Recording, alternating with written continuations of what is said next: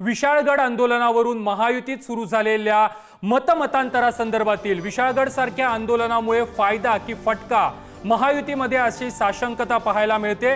महायुतीची रणनीती विकास आणि लाभार्थी योजनांच्या बळावर लढण्याची काही नेत्यांची भूमिका आहे। लोकसभेला धार्मिक मुद्द्यांमुळे फटका बसल्याचं देखील महायुतीच्या काही नेत्यांचं मत आहे। धार्मिक मुद्द्यांमुळे मुस्लिम मतांसह एक मोठा वर्ग विरोधात जाण्याची भीती देखील महायुतीला वाटते। लोकसभेची पुनरावृत्ती विधानसभेला टाळण्यासाठी महायुतीचे सध्या प्रयत्न सुरू आहेत। संविधान हत्या दिवसाच्या फायद्याबद्दलही महायुतीमध्ये अनेकांना साशंकता वाटते, अशा प्रकारची माहिती आता समोर येते। विशाळगड सारख्या आंदोलनामुळे फायदा होईल की फटका बसेल या संदर्भात महायुतीमध्ये अनेक नेत्यांमध्ये साशंकता पाहायला मिळते।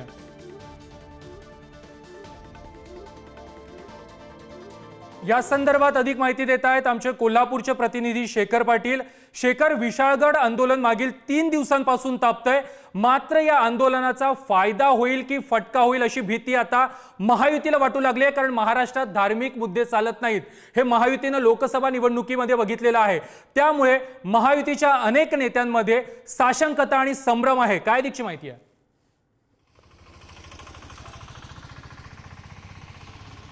प्रथमेश, अगदी बरोबर आहे। खरं तर आपल्याला माहित आहे की हे आंदोलन जे आहे ते संभाजीराजे छत्रपती यांनी विशाळगड मुक्तीचं घेतलं होतं। 14 जुलै रोजी हे आंदोलन होतं आणि त्या दिवशी या संपूर्ण आंदोलनाला हिंसक वळण लागलं। आपण जर यापूर्वी बघितलं असेल तर अशा पद्धतीच्या अनेक घटना ज्या आहेत ते घडलेल्या आहेत। त्यानंतर त्याचे निवडणुकींवरती देखील मोठ्या प्रमाणात परिणाम झाल्याचं पाहायला मिळालेलं आहे। आणि आजचं हे आंदोलन जर बघितलं तर संभाजीराजे यांनी त्या ठिकाणी घेतलं होतं। त्यानंतर अनेक टीका जी आहेत ते एकमेकांवरती सुरू देखील झाल्याचं पाहायला मिळते, राजकारण त्यामध्ये झाल्याचं पाहायला मिळते। कालच इंडिया आघाडीच्या अनेक नेत्यांनी जे आहे ते त्या ठिकाणी जाऊन तिथल्या समुदायाला दिलासा देण्याचं जे आहे ते काम त्या ठिकाणी केलेलं आहे। आपली ही जबाबदारी आहे, एखाद्यावरती हल्ला त्या ठिकाणी झाला असेल, घरांची तोडफोड झाली असेल तर तरी त्यांना मदत करण्याची जबाबदारी जी आहे ती आपली आहे असं म्हणत इंडिया आघाडीनं त्या ठिकाणी जाऊन त्यांची अश्रू पुसण्याचं काम जे आहे ते केलेलं आहे। मात्र दुसरीकडे आपण बघितलं तर आज पालकमंत्री हसन मुश्रीफ जे सत्तेमधले आहेत त्यांना देखील या संदर्भात त्या ठिकाणी कधी भेट देणार हे विचारलं असतं तर ते त्या संदर्भात आपण ठरवलेलं नाही अजून त्या ठिकाणी कधी जाणार या संदर्भातलं वक्तव्य त्यांचं आहे। तर दुसरीकडे बघितलं तर त्याच लोकसभा मतदारसंघातले खासदार धैर्यशील माने यांनी देखील त्या ठिकाणी जाऊन भेट जी आहे ती अद्याप दिलेली नाही आहे। मात्र कोल्हापूर लोकसभा मतदारसंघाचे जे खासदार आहेत त्यांनी मात्र त्या ठिकाणी जाऊन भेट जी आहे ती दिलेली आहे। एकंदरीतच आपण हे सगळं बघितलं तर निवडणुकींसंदर्भात या सगळ्या प्रकरणाला अद्यापही कुणी जोडलं नसलं तरी सध्या तरी हीच शक्यता जी आहे ती संपूर्ण जिल्ह्यामध्ये आणि राज्यभरामध्ये देखील पाहायला मिळते। प्रथमेश, नक्कीच शेखर, तुम्ही आमच्यासोबत असेच राहा। या संदर्भात अधिक बोलण्यासाठी आमचे प्रतिनिधी अजय माने आपल्यासोबत आहेत।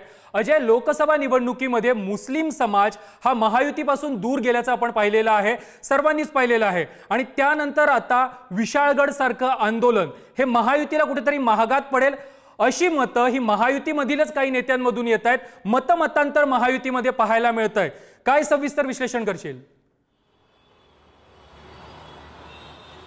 प्रथमेश, आपण जर पाहिलं तर लोकसभेच्या निवडणुकीच्या वेळेस धार्मिक मुद्दा करण्याचा प्रयत्न जो झाला होता, थेट देशाचे पंतप्रधान नरेंद्र मोदी यांनी जो मंगळसूत्राचा मुद्दा उपस्थित केला होता त्याच्यावरून खूप मतं फुटल्याची चर्चा जी आहे ती महायुतीत सध्या सुरू आहे। त्याच्यानंतर आता जो विशाळगडाचं प्रकरण समोर आलेलं आहे त्याच्यामुळेही अनेकांना जी आहे ती साशंकता किंवा मग एकंदरीत संशयाची भूमिका जी आहे ती महायुतीत निर्माण झाल्याची चर्चा सुद्धा बाहेर येताना पाहायला मिळते।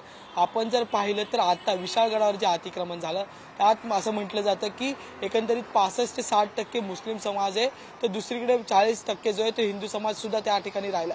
ज्यावेळेस कारवाई केली गेली त्यावेळी जर ती धार्मिक मुद्द्यांच्या आधारावर गेली तरी 40% या हिंदूंच्या घरावर सुद्धा कारवाई होणार आहे। त्यामुळे एकंदरीत मुस्लिम समाज तर आता भाजप असेल किंवा मग शिंदेची शिवसेना जो प्रो हिंदुत्ववादी पक्ष आहे त्यांच्यापासून दूर जाताना पाहायला मिळतोय किंवा त्यांच्या विरोधात जी एकंदरीत दरी निर्माण झालेली आहे ती दूर जात आहे। आणि त्याचा फटका जो आहे ज्या हिंदू नागरिकांना किंवा मग हिंदू भाव अस्मिता असणाऱ्या लोकांना पडतो, त्यामुळे ती लोक सुद्धा लांब जाताना आपल्याला पाहायला मिळतात। त्यामुळे त्यामुळे एक समाज तर दुरावला गेलाच आहे या संपूर्ण मागच्या 10 वर्षात भाजपपासून आणि भाजपसोबत आलेल्या मित्रपक्षांपासून. पण त्याच्यासोबतच जे लोक भाजपला मानायचे किंवा भाजपचं एक नरेटिव्ह होतं की हिंदू मतं नेहमी त्यांनाच मिळायची, पण ह्या समाजावर कारवाई करताना इतर समाजांना सुद्धा फटका बसतो, त्यामुळे ती मतं सुद्धा दुरावली गेलेत.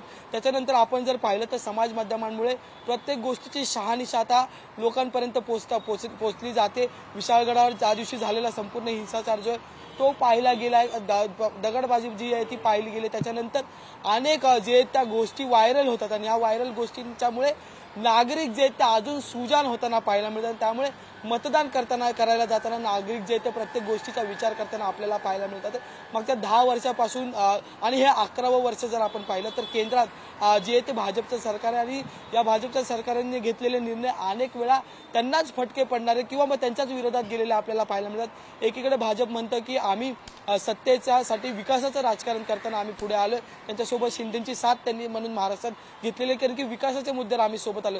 पण प्रत्येक वेळी महाराष्ट्रात सुद्धा आता धर्माच्या नावावर राजकारण होताना पाहायला मिळतं आणि याचाच फटका महायुतीला जो आहे तो बसला जातो. त्यामुळे महायुतीतलीच काही नेत्यांनी जी ती संशयाची भूमिका जी आहे ती उपस्थित केलेली आपल्याला पाहायला मिळते. त्यामुळे आता या सगळ्या भूमिकेतून महायुतीतील महत्वाचे वरिष्ठ नेते काय बोध घेणार हा महत्वाचा मुद्दा असणार, कारण की लोकसभेत महायुतीला महाराष्ट्रात हवं तेवढं यश जे ते आलेलं नाही आणि आगामी विधानसभेच्या निवडणुका 4 महिन्यावर आलेल्या 2 महिन्यात ज्या त्या आचारसंहिता लागतील आणि पुन्हा एकदा प्रचाराचा धुराळा जो आहे तो उडाला जाईल आणि त्यात पुन्हा एकदा ही सगळे मुद्दे ते चर्चेले जातील.